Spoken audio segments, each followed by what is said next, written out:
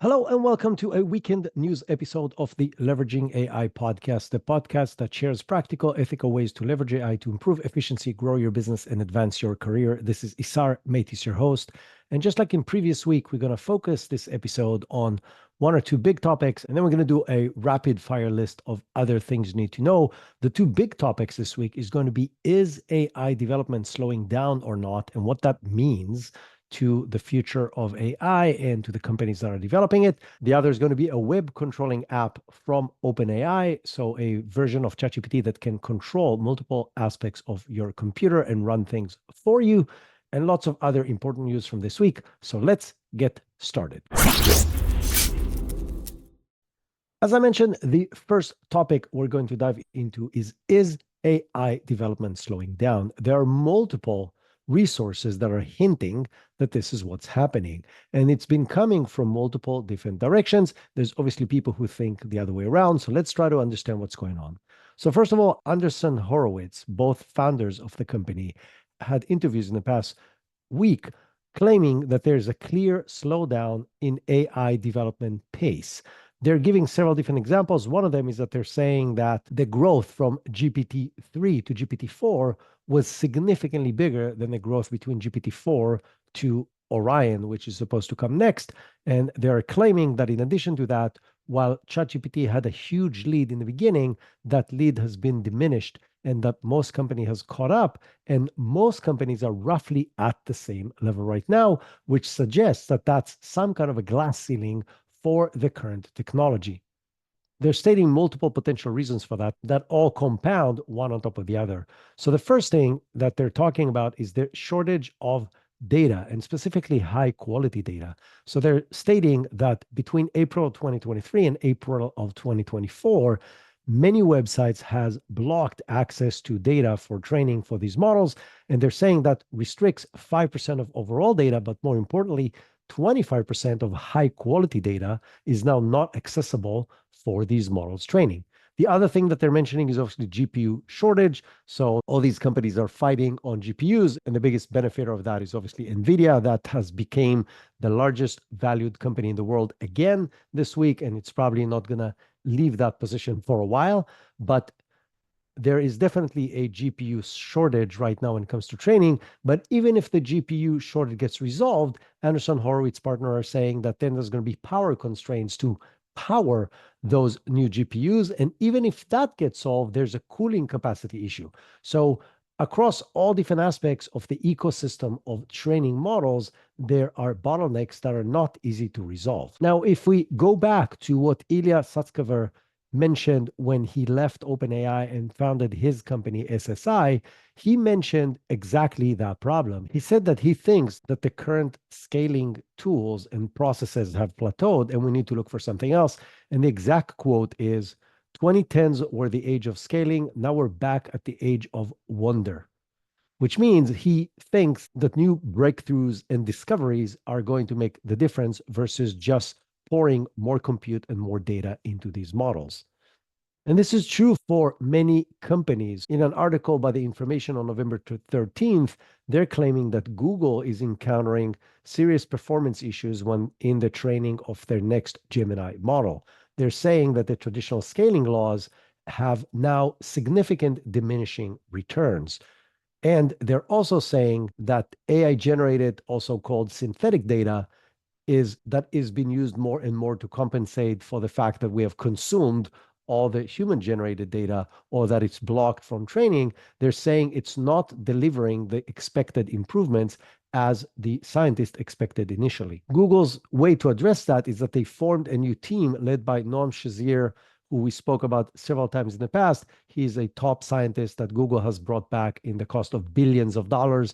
And together with another scientist called Jack Rea, who is going to focus in a new department that will be shifting to manual improvements and parameter optimization, meaning they are not going to just be relying on more compute and more data, but actually looking for better ways to run their algorithms in order to get these results. And the approach that they're going to take is going to be somewhat similar to reasoning models, similar to OpenAI's approach with ChatGPT o1. So both these companies, both Google and OpenAI are focusing more on the capability to reason and think in real time versus to push the boundaries with more and more training power.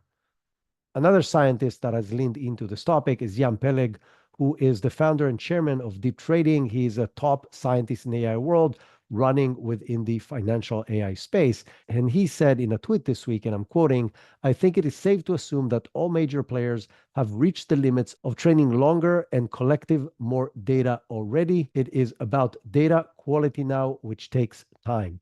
Basically, what he's saying is that the rate of change and improvement is going to slow down. So what does this mean? It means that we are going to see changes in technologies and changes in approaches in order to break this new ceiling that seems to be impacting everybody for all the reasons I mentioned earlier. And the main focus, as I mentioned earlier, is more thinking models, basically moving the emphasis from bigger training to better performance in runtime, on inference time, which is the time that the models actually perform their actions. Noam Brown, who is one of the leading scientists in OpenAI, who has developed the poker tool that has beat humans right and left, and also other tools within games, he's claiming that 20 seconds of thinking time in poker specifically matches the performance boost of 100,000 times the scale increase in traditional training, basically allowing these models to think and work through problems in real time, provide huge benefits way beyond what you can achieve with a lot more investment in the training side. And I think we're going to see more and more of that across all these different companies. What does that mean? It means that in addition to the change in direction in approach, it's also going to impact the need of compute. So these companies and us, the users, will focus more and more on inference focused infrastructure and not necessarily on GPUs to train the models. This will shift the need maybe from GPUs right now to inference-focused chips like the one from Grok, as well as NVIDIA themselves is saying that they're seeing a shift from their traditional GPUs to their Blackwell chips, the newest ones that are significantly better at inference. On the same topic, the information, which has been a very reliable source of information about what's happening within these companies, mentions that internal reports from OpenAI are saying that Orion, which is the model they haven't released yet, that is supposed to be quote unquote GPT-5, has far smaller quality improvements compared to the jump from GPT-3 to GPT-4. So they're strengthening the message that's coming from Andreessen Horowitz.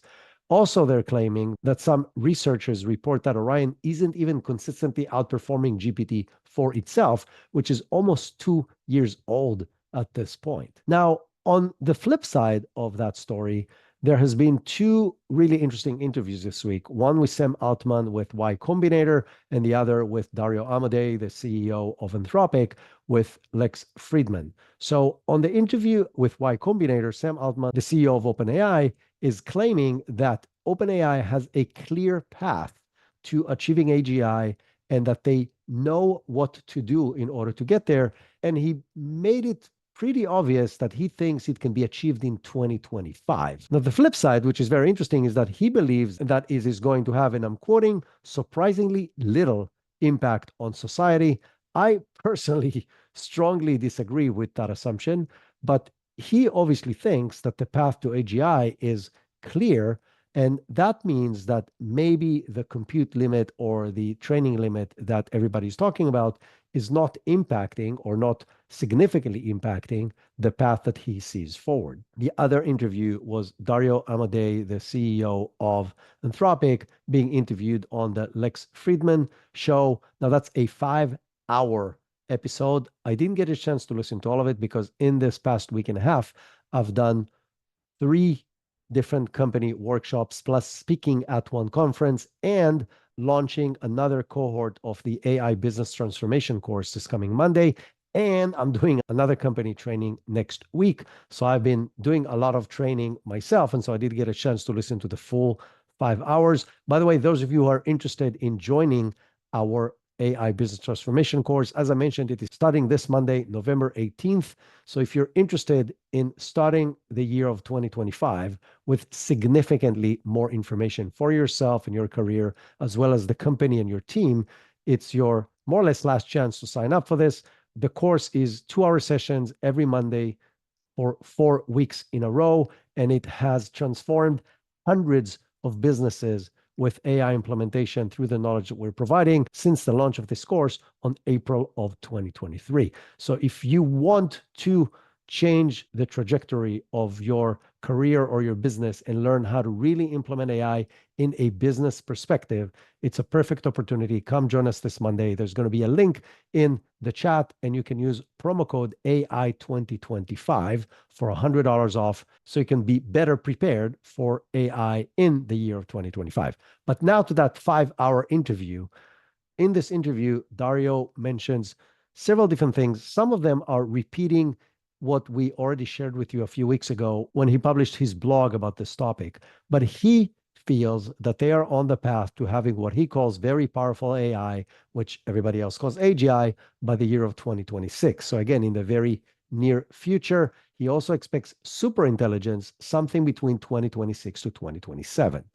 He actually believes, based on what he's seeing in his research and in his team, that the scaling laws are still live and strong. And he thinks we're on the path of training bigger and bigger models that will be better and better just by throwing more and more compute on data into them. And so now I'm quoting, I would guess we are operating in, roughly 1 billion scale plus or minus factor of 3, right?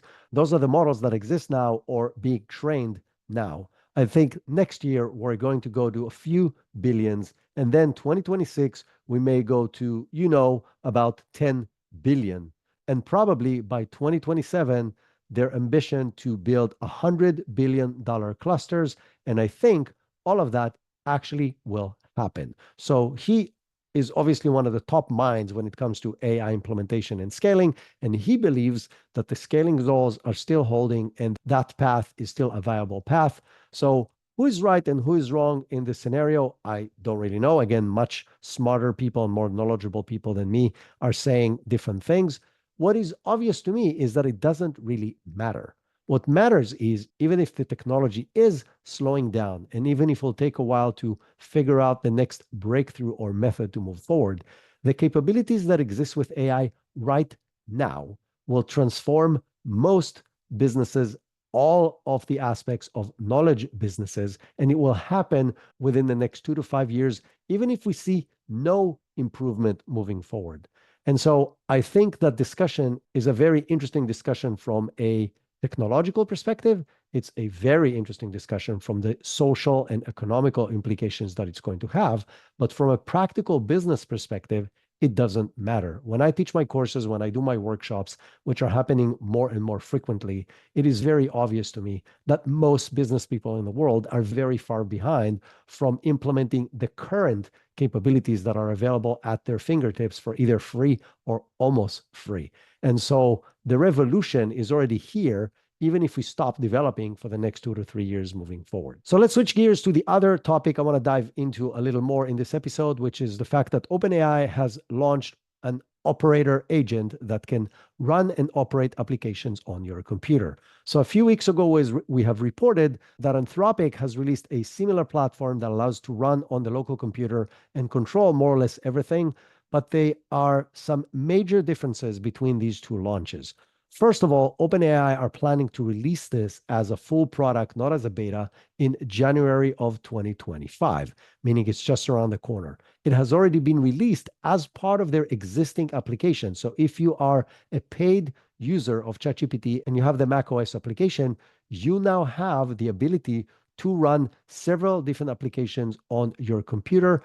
Right now, it's focused on code development. So it's limited to specific applications that are around that topic. And it is using the OpenAI Swarm framework that we have reported on a few weeks ago. It allows to run applications such as VS Code, Xcode, Terminal, and iTerm2, all that are code related. And in the demo they shared when they released this application, they're showing an amazing example of creating code using multiple environments while ChatGPT application is connecting and orchestrating the code development process and transferring data between these different applications.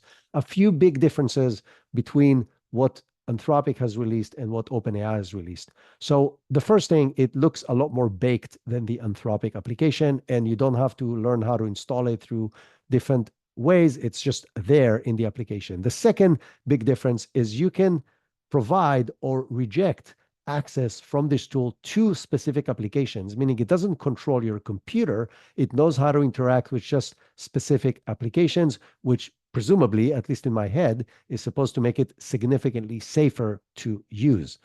Another big difference is if you look at the way that the Anthropic application is running, it is consistently taking screenshots of your computer to understand what's on the screen and then moving the mouse based on counting pixels to where it needs to do it.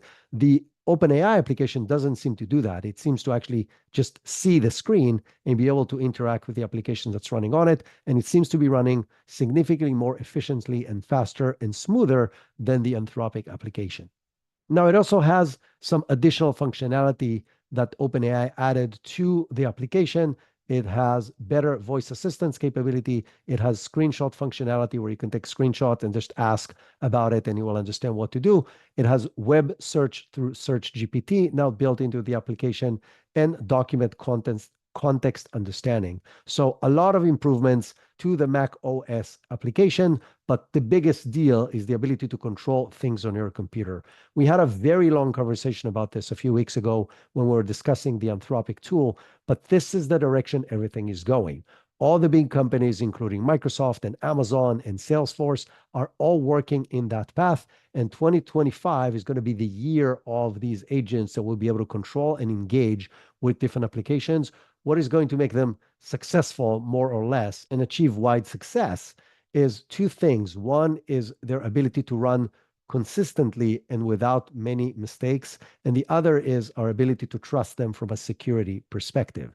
Right now, it's very hard to say whether they're in that situation or not, but I have very little doubt that by the end of next year, so a year from now, and most likely sooner than that, we will be in that situation for more than one of these tools, meaning we will be able to let it run free and do specific complex tasks on our behalf, and you will have access to different tools and we'll be able to perform them on our behalf while connecting multiple tools we have access to together just by controlling our computer and having access to the web. That sounds almost like science fiction, but this is the direction it's going, and it's going there very, very fast. Combining this to the previous point that I talked about, this may not require additional compute and training new models. It's just new ways to implement the existing capabilities while providing significantly more value to us, the users, with, again, some risk and other aspects that needs to be resolved, but it will allow a huge jump forward in the efficiency gains that can be gained through multiple aspects of the business without necessarily training GPT-5 or Claude 4 or Gemini 2. And now let's switch to some rapid fire news. So staying on ChatGPT, Greg Brockman, who has been the president of ChatGPT, took a 3-month sabbatical a few months ago, and it wasn't clear if he's actually coming back. Well, he came back. So different than other people who left the company, like the CTO, Mira Murati, and the chief research officer, Rob McGraw, and a few vice presidents. Greg Brockman, when he left, defined it as a 3-month sabbatical, and he actually came back. He's a big supporter of Sam Altman, and that's going to give Sam Altman a lot of tailwind in the really difficult process that he has to do of changing the company from a nonprofit to a for-profit company. Now, something that may slow that process down or potentially prevent it altogether is Elon Musk has just escalated his lawsuit against OpenAI. So a quick recap, Elon Musk sued OpenAI earlier this year, then pulled his lawsuit against OpenAI, and then brought it back in July. And now he's expanding that lawsuit, adding Microsoft as a defendant in this battle as well. And so the previous lawsuit was targeting just to switch from OpenAI's initial approach of being a nonprofit to help the world to a for-profit organization. The current expansion of the lawsuit also targets Microsoft, saying that they are not allowing the same amount of access to compute to X as they are providing OpenAI. So in other words, this is anti-competitive practices which are not allowed by law. If this is true, this is going to obviously impact both Microsoft and OpenAI in this very interesting relationship. So right now, Microsoft controls 49% of the for-profit arm of OpenAI, and they've done that through investing $13 billion, mostly through compute. And what Elon Musk is saying that to similar access to compute like OpenAI is not possible right now, even if you're paying the same amount of money. As I mentioned, what's the impact that's going to have on OpenAI's process to becoming a for-profit organization? I don't know, but it may definitely impact that process and slow it down. And they may not have time for those slowdowns because they have to complete that process in 2 years in order to keep all the money that they raised just a few weeks ago. And from OpenAI, let's talk quickly about Anthropic. Claude 3.5 Opus is going to be released sometime soon. That was also revealed in that interview with Dario Amodei. He is claiming that this model has taken a long time to train and cost him a lot of money in alignment to make sure that it's safe, but it is coming out in the near future. He also claimed that Claude 3.5 Sonnet is now better than the original Opus 3 model. And even Haiku 3.5 is roughly at the same level as the original Opus 3. So now Opus 3.5 is coming out, and it's supposed to be most likely the most powerful model that exists out there. And it's going to compete to the top performing. And it's going to be a serious competition to GPT-4o and o1 and Gemini 1.5 Pro. Another interesting piece of news from Anthropic is they just hired their first AI welfare scientist. So they hired Kyle Fish, who is going to lead their alignment team and is going to evaluate the system consciousness to verify that it's running well and focus on the moral considerations of AI development. I find this fascinating, and it's perfectly aligned with everything we know from Anthropic and their approach to scaling and growing AI. Something very practical from Anthropic, they just launched a new prompt engineering tool in their developer console. It has several different functionalities. The two most interesting one is automated prompt improvement system. So you can put in your prompt and it will create a much better prompt for you. They're claiming that using these improved prompts will give you 30% improvement in several different aspects of the output and 100% word count adherence in summarization tasks. That's huge, obviously, if you're doing a lot of summarizations. I actually think that already Anthropic has the best summarization capabilities, but definitely worth testing this tool out. The other thing it has is it has a tool that allows you to create examples using synthetic data. So you can tell it what you're trying to do, and it creates synthetic examples for you that can be used as part of the prompts to get better outcomes. And from Anthropic to Google, I've shared with you several times that I absolutely love Notebook LM, the tool from Google, which allows you to summarize information very, very quickly and very efficiently and even turn it into podcasts. Google just launched a new tool that is similar, but not exactly, and it's called Learn About. And it's another free tool that you can have access to, and you can personalize your learning responses based on the information that you're going to give it and based on your knowledge level. So it has the ability to process questions and images and documents very similar to Notebook LM, but it's going to focus on helping you learn stuff in your pace based on your current level of knowledge. Now, staying on Google, they've just announced a very controversial new hub that's going to be built in Saudi Arabia. In 2020, Google pledged to stop developing and training algorithms based on oil and gas power resources. They also have a pledge to reduce their emission by 50% by the year of 2030. That being said, they just announced this partnership with Aramco, which is the state oil company in Saudi Arabia, that's going to be financed in a partnership with Saudi Public Investment Fund. And they are going to focus on helping them develop Saudi-specific algorithms and models. This will obviously increase their carbon footprint because being in Saudi Arabia, A, puts it outside of the US, which means less control of what these models are and who controls them or what can be done with them. But B, definitely is going to increase the carbon footprint of this operation. Connecting this to the election results in the US, I think we're going to see a lot more drilling and oil-based data centers in the US as well. So from that perspective, I don't think going to Saudi is going to make a big difference. Overall, not good from a global warming perspective. Another small piece of news from Google, they just launched the Gemini AI app for iOS. So they had this application for Android before, but if you're an iOS user, you can now install the Google app on your phone and be able to communicate with Gemini through the app directly. And from Google to Grok, so X is apparently testing a free version of its AI chatbot Grok. It so far it has only been available to paid users on the X platform, and now they're testing a new version of that platform in New Zealand. It's going to have different limitations on how much usage you can do per hour and per day, but that's being tested right now and may be a sign that they're going to provide free access to more users around the world. And from the big giants to a company we don't talk about a lot, but is a very interesting company, and that is Ryder. So Ryder, the Ryder that's spelled correctly, WRITER, has just raised $200 billion based on a $1.9 billion valuation. Now, a few years ago, Ryder was a cool AI writing platform that was before ChatGPT came out, and there was just a great tool to use to write blog posts and social media posts, etc. But they completely revolutionized their company, and now they're more of a well-rounded AI solution for enterprises. I actually had the opportunity to speak to some of their founders a few weeks ago in a conference, and I was really impressed with what they're doing. They're providing very interesting capabilities to build and train your own models based on their own proprietary technology. So they're not running on one of the large companies' tools like ChatGPT or Anthropic and so on. It's their own models that are optimized for business operations. And so definitely a company to keep an eye on and follow what they are doing. Another interesting development from this week is that Perplexity, which is an AI search and research tool, just started testing ads on their platform.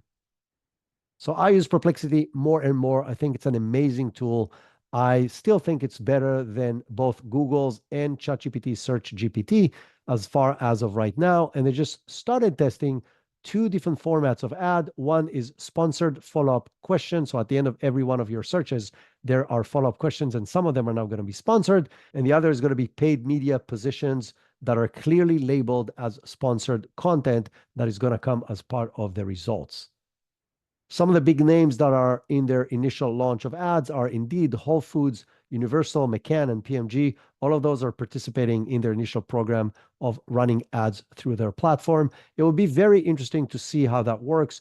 Google also starting testing different types of ads in their AI results. And Google obviously is under much bigger pressure than Perplexity to figure this very quickly, because that's what their business runs on. And if they lose some of that business, their stock will take a very serious nosedive. So they have to quickly figure out how to move from the traditional ads that they're running right now to AI environment ads in order to maintain their current leadership in that market. But it will be very interesting to see how that evolves for Perplexity and everybody else in that industry. That's it for this week.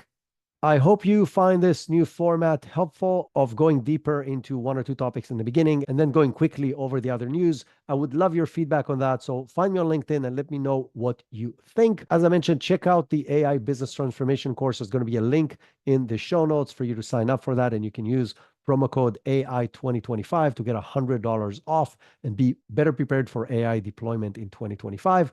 If you haven't done this so far, please rank and review this podcast on your favorite platform and share it with other people that can benefit from it so they can learn about AI and how it's going to impact their business as well. We'll be back on Tuesday with another deep dive episode on how to do a specific use case with AI. And until then, enjoy your weekend, continue experimenting with AI, and share it with the world so we can all learn from